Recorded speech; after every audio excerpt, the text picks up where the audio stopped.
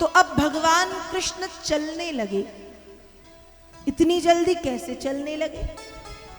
1 वर्ष के हुए हैं और चलने लगे इतनी जल्दी। तो वेद व्यास जी भागवत में लिखते हैं, कालेन ब्रजताल्पेनो गोकुले राम केशवौ जानुभ्याम सह पाणिभ्याम रिंगमाणौ बिजबहतु। कुछ समय के पश्चात ब्रजताल पेनो, ब्रज में बलराम और कृष्ण दोनों भैया, कहा जानुभ्याम घुटनों केवल, सहपाणिभ्याम हाथों केवल, रिंगमाणो बिजबहतु घसीट घसीट करके घुटैया घुटैया चलने लगे। चलते हैं। मैया यशोदा ने पैरों में घुंघरू वाली पायल पहनाई है, कमर में घुंघरू वाला करधन पहनाया है, और भगवान पैरों में पायल कमर में करधन पहन के घुटैया घुटैया चलते हैं। मैया खूब सुबह से श्रृंगार करा देती, स्नान कराती, वस्त्र पहनाती, सजाती, तैयार करती खूब अच्छे से, और भगवान जाके कीचड़ में खेलते। अब जब भगवान जाके कीचड़ में खेलते तो मैया को बड़ा गुस्सा आता और कहती, मैया की लाला, लगता है पूर्व जन्म में तू सुअर था, तभी सुअर की तरह दिन रात कीचड़ में खेलता रहता है। भगवान भी कहते हैं बलराम जी से, इशारा करके देख लो, मैया जानती है, मैया ज्योतिषी है कि मैं पूर्व जन्म में सुअर था। थे कि नहीं? थे कि नहीं? थे या नहीं? कह रहे हैं कैसे कह दें कि भगवान सुअर थे, है ना? सुअर नहीं थे, लेकिन भगवान ने 23 अवतारों में से जो दूसरा अवतार भगवान का हुआ है, द्वितीयम तु भवायास्य रसातल गताम महीम उत्तरिष्यन्नुपादत्त यज्ञे सह सौकरम बपुः। यज्ञ पुरुष नारायण ने हिरण्याक्ष नाम के दैत्य का वध करने और ब्रह्मांड में पृथ्वी की पुनः स्थापना करने के लिए सौकरम बपु, सूकर का अवतार धारण किया था। तो जब भगवान मिट्टी में खेलते और पूरे शरीर में मिट्टी लगाते तो मैया तो यही कहती कि लगता है तू सुअर था, इसलिए दिन रात मिट्टी में खेलता रहता है। ब्रज के कीचड़ में मिट्टी में खेलते हैं, मिट्टी की आवाज आती है चप चप चप चप, और पायलों की घुंघरुओं की आवाज छम छम छम। अब कन्हैया पीछे मुड़ मुड़ के देखते कि छम छम की आवाज कहाँ से आ रही है। छोटे से हैं, खुद को नहीं पता, खुद के पैरों में पायलों में जो घुंघरू हैं वही घुंघरू छम छम छम छम बोल रहे हैं। ऐसे कन्हैया हैं, ऐसी लीलाएं कन्हैया करते हैं। अब थोड़े से बड़े हुए तो चलने लगे, तो कभी धौरी, धूमरी, गोरी, काली, कृष्णा, कपिला नाम ले लेकर के गैयों को पुकारते हैं। कभी माँ से माखन मिश्री मांग के खाते। एक दिन की बात है, कटोरी में माखन लिए थे और अचानक शीशे के सामने पहुंच गए। आज कन्हैया ने पहली बार अपने आप को शीशे में देखा है। जब शीशे के सामने पहुंचे तो सोच रहे हैं कि ये कोई दूसरा कन्हैया है जो माखन मांग रहा है। तो कहते हैं ले भैया थोड़ा सा तू भी खा ले, और जैसे ही कटोरी छोड़ते तो छूट के वो पृथ्वी पे गिर जाती और माखन फैल जाता। तो भगवान कहते अरे अभी तुम मांग रहे थे, अब जब दे रहा हूं तो क्यों नहीं खाते हो। इस लीला को छुप कर के मैया देखती हैं और बड़ी प्रसन्न होती हैं। हमारे देहातों में कहावत है कि लालना के गुण पालने में नजर आते हैं। मैया समझ जाती हैं कि हमारा लल्ला खूब देगा, ये किसी से लेने वाला छीनने वाला नहीं है, ये खूब बांटेगा, लुटाएगा। इस लीला को देख के मैया बड़ी प्रसन्न होती है। जब भगवान ने ये लीला की, मैया खुश हो गई, प्रसन्न हो गई, आनंदित हो गई। ऐसी भगवान लीलाएं करते। अब कुछ बड़े हुए तो गैया के बछड़े की पूंछ पकड़ते, बछड़ा दौड़ता और ये घसीटते जाते, बड़े बड़े बैलों के सींगों में लटकते ऐसे दोनों हाथ डाल के। अब बैल इस तरफ सिर करे तो इस तरफ सिर करे तो इस तरफ झूला झूलते। ऐसा उपद्रव भगवान का प्रारंभ हुआ है। और अब जब भगवान थोड़े से और बड़े हुए तो गोपियां शिकायत ले लेकर के आने लगी। एक दिन की बात है, लगभग 15 गोपिकाएं सुबह से मैया के पास चली आई। मैया अपने लाला को समझा लो। मैया बोली क्यों, क्या कर दिया? गोपियों ने कहा ये पूछो कि क्या नहीं करता। मैया ने कहा चलो यही बता दो क्या नहीं करता। गोपियां उत्तर देती हैं, वत्सानुमुंचन क्वचिद समये क्रोश संजातः सः स्तेयं स्वादवत्यदधिपया कल्पितैस्तेययोगैः मर्गान् भोक्षण विभजति सजेन नाति भाण्डं भिनत्ति द्रव्यालावेश ग्रह कुपितो यात्युक्कोस्यतो। 15-20 गोपिकाएं सुबह से मैया से कहती है, मैया तेरो लाला बड़ो उपद्रवी है गयो, बिगड़ गयो है, थोड़ी सा समझा लो, रोक लो। मैया बोली क्या कर दिया? कहा अरे आज सुबह की ही बात है, हमारे बछड़े छोड़ देता है। मैया ने कहा वो तो घर में भी करता है।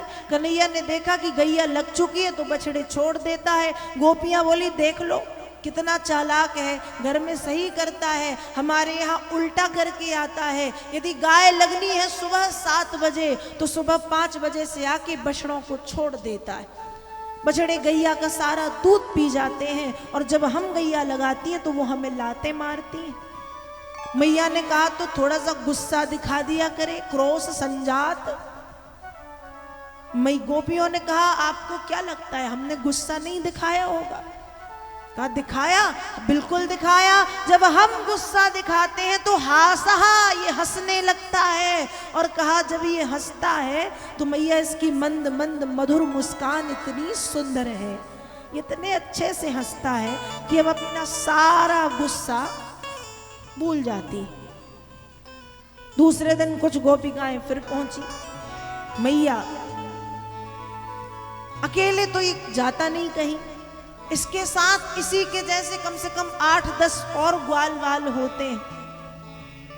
और यदि माखन छीके पे टगा हुआ है तो पहले तो लकड़ी से मटकिया फोड़ने की कोशिश करते, लेकिन यदि हाथ वहां तक नहीं पहुंच पाता तो इनकी नसैनी बनती है सीढ़ी।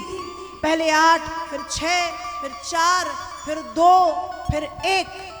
हमें डर लगता है कि कहीं कन्हैया गिर ना जाए, लेकिन इसे डर नहीं लगता कि हम गिर जाएंगे। लकड़ी से मटकिया में छेद करता है, माखन गिरने लगता है, खुद खाता है और सबको खिलाता है। तीसरे दिन कुछ गोपियां फिर पहुंची। अरे मैया जिसके यहाँ ये पहुंच जाए उसके घर की स्थिति तो ऐसी होती है हम क्या बताएं। मैया ने कहा कैसी होती है? कहा इसी के जैसे 8-10 और गैया के छोटे छोटे से बछड़े, कुत्ते के छोटे छोटे से पिल्ले, बिल्लियां छोटी छोटी सी, बंदर बंदरिया सबको लेके जाता है। खुद तो खाए, इन्हें भी खूब खिलाए और फिर आता है। और अंत में जब खूब माखन खा लेता है और इन्हें खिला देता है तो भांडम भिनत्ती, बुजुर्गों के हाथ से बनी बड़ी बड़ी मटकियों को, हमारे पात्रों को, बर्तनों को ये फोड़ देता है। ऐसा उपद्रव। गोपियां शिकायत ले लेकर के पहुंची। मैया ने कहा चलो ठीक है मैं समझाऊंगी। अब एक दिन की बात है, वृंदावन में एक दूसरे गांव से गोपी ब्याह करके नई नई सी आई। दूसरी गोपियों को देखा तो कहती अरे क्या है, तुम एक छोटे से बच्चे से डरती हो, उसे सुधारना तो मेरे एक हाथ का काम है। तो गोपियों ने कहा देखो तुम अभी नई नई आई हो, उसके चक्कर में ज्यादा मत पड़ना, उससे दूर ही रहना। गोपी ने कहा मैं तो सुधारूंगी। तो दूसरी गोपियों ने कहा अब इसको समझाएं क्या, अब ये सुधारेगी तो खुद ही सुधर जाएगी, हम कुछ नहीं कहते। भगवान ये सुन रहे थे मुझे सुधारेगी। गोपी घर नहीं पहुंच पाई, उसके पहले भगवान घर पहुंच गए गोपी के। और जितना दूध दही माखन मिश्री रखा था, सब दूध दही मक्खन पृथ्वी पर फैला दिया। गोपी आई, दरवाजा खोला, एक पैर आगे बढ़ाया। जब पैर आगे बढ़ाया तो फिसल गई। अब ऐसी फिसली, ऐसी फिसली, ऐसी फिसली कि सीधे सामने वाली दीवार पे जाकर के लगी। भगवान छिपे थे, निकल के आए और कहते हैं, अरे गोपी मैया धन्यवाद दे दो इस दीवार को। यदि आज ये दीवार ना होती तो तुम सीधे अपने मायके पहुंच जाती, अपने पीहर में दिखाई देती। ऐसा कहकर के भगवान चले गए। गोपी का गुस्सा और बढ़ गया। 3-4 दिन तो शांत रही। उसके बाद काली गैया के दूध से छाछ बनाया, दही बनाया, माखन बनाया, ताजा ताजा। भगवान को पता चला और गोपी ने यह दिखावा किया कि वो घर पे नहीं है। मित्रों के साथ भगवान पहुंच गए। गोपी ने सारे घर में घंटियां लटकाई हैं, दरवाजे पे, यहां वहां, चीके पे, मटकी में, सब में। भगवान ने दरवाजे पे घंटी देखी और घंटी देखते ही कहते हैं, सुनो घंटी, आज तुम बजना मत। घंटी ने कहा, जो आज्ञा प्रभु, मैं नहीं बजूंगी। दरवाजे खोल के भगवान के साथ सारे ग्वाल बाल घर के भीतर, घंटी नहीं बजी। सीढ़ी तैयार हुई, 8, 6, 4, 2, 1। रस्सी को पकड़ा, रस्सी में भी घंटियां हैं। रस्सी को पकड़ के हिला दिया, घंटी नहीं बजी। मटकिया के चारों तरफ घंटी है, मटकी पकड़ ली, हिला रहे हैं, घंटी नहीं बज रही। मटकी के भीतर हाथ डाल लिया, माखन बाहर निकाला, घंटी नहीं बजी। लेकिन जैसे ही भगवान ने माखन खाया है, तुरंत घंटी बज गई। और जैसे ही घंटी बजी, भगवान कहते हैं, घंटी, मैंने मना किया था ना कि तुम बजना मत।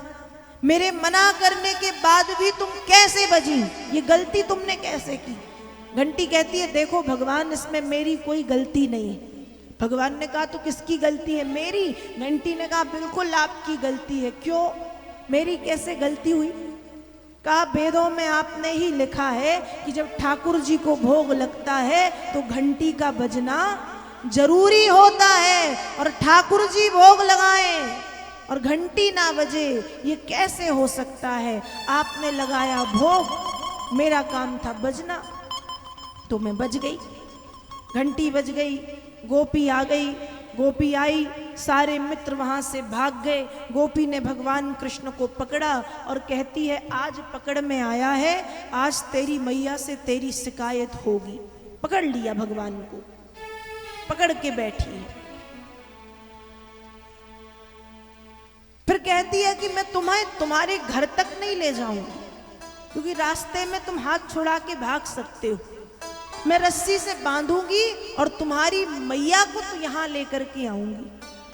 अब गोपी रस्सी लाई, भगवान को बांधती है। 1 गांठ 2 गांठ बांधी, गांठें खुल गई। गोपी से ठीक से रस्सी बांधते नहीं आती।